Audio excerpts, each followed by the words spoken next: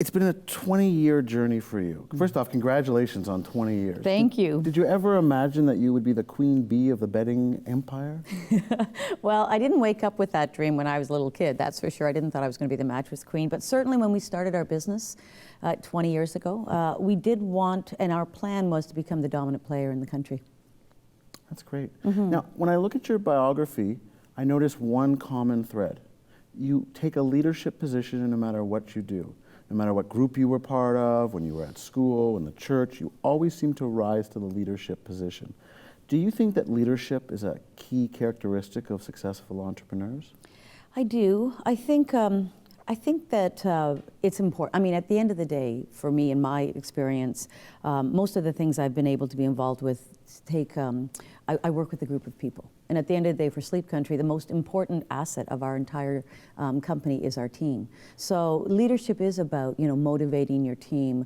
From a business perspective, it is, to recognize, reward, develop, and keep your team, because they're the ones that have the cumulative knowledge that we're developing together that make our business better. So I think leadership has been a very important role in anyone, and as it relates to entrepreneurship, because I don't think you can do it on your own.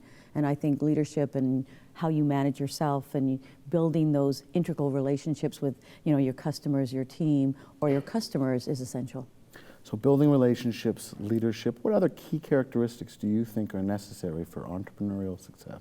I think the ones that I think that apply across the board, whether you're, by the way, an entrepreneur, or you're just, working your way through your business career, or, it could be philanthropy, it could be anything you pursue, engineering, we were talking earlier about that, and the health sciences, those aspects of commitment, being able to just roll up your sleeves and actually commit time, passion, and ability. I think courage to actually take the leap, take those opportunities are so critical. Often people are afraid to fail, so they don't make a step. At the end of the day, it's not the failure, it's what you learn along the way, which I think also building your competencies is so critical. I mean, each of us, we're not born with skill sets to run a company.